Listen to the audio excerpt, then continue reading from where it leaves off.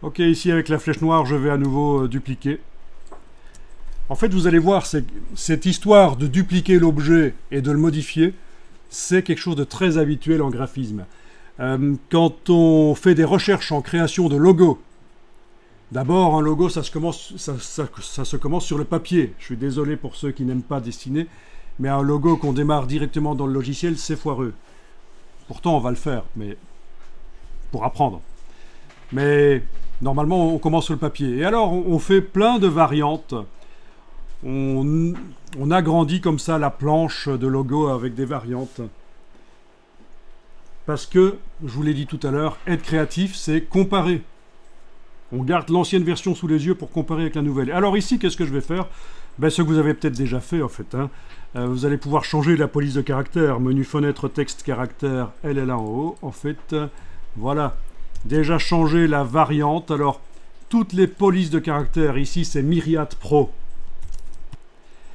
Toutes les polices de caractère n'ont pas nécessairement de variante. Mais là, il y a une variante, enfin plusieurs variantes d'ailleurs. Il y a même du bold italique. Voilà, peut-être que l'approche sera à refaire, retravailler un peu, si vous changez en cours de route comme ça. La graisse, la variante.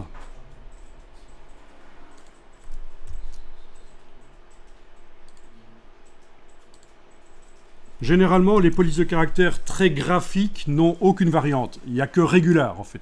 Vous n'avez pas l'italique, il faut le créer manuellement. L'épaisseur, l'italique, il faut manuellement le créer au départ de la police si vous voulez absolument cette police-là en version italique ou gras.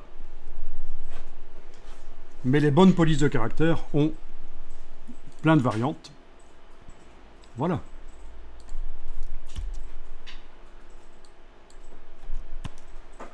Donc peut-être petit travail nécessaire de rectification de l'approche.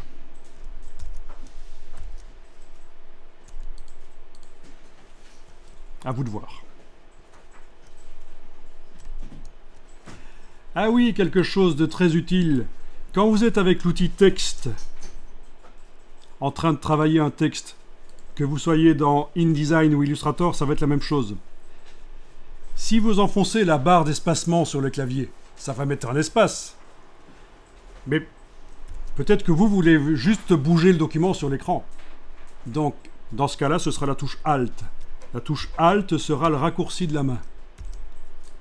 Très utile. Il y a des gens qui travaillent dans InDesign et qui font des mises en page depuis très longtemps. Ils ne connaissent pas cette astuce. S'ils sont en train de travailler le texte avec l'outil texte et qu'ils veulent bouger la page sur l'écran, ils sont obligés d'aller activer la main dans la palette des outils. En effet, quand on est avec l'outil texte, le raccourci clavier, ça ne va pas fonctionner.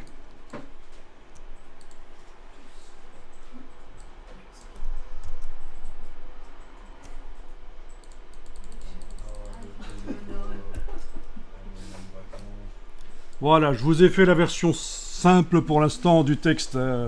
On n'a pas parlé de l'approche de groupe, on n'a pas parlé du parangonnage. Parangonnage qui est le décalage du texte par rapport à la ligne de base. Mais c'est des choses intéressantes à connaître, bien sûr, pour la suite. Dans Illustrator et dans Adobe, ça s'appelle le décalage par rapport à la ligne de base. Et dans d'autres logiciels, ça s'appelle le parangonnage. C'est décaler la lettre en hauteur, en fait, par rapport aux autres caractères. Dans le cas d'un logo, ça peut être très intéressant.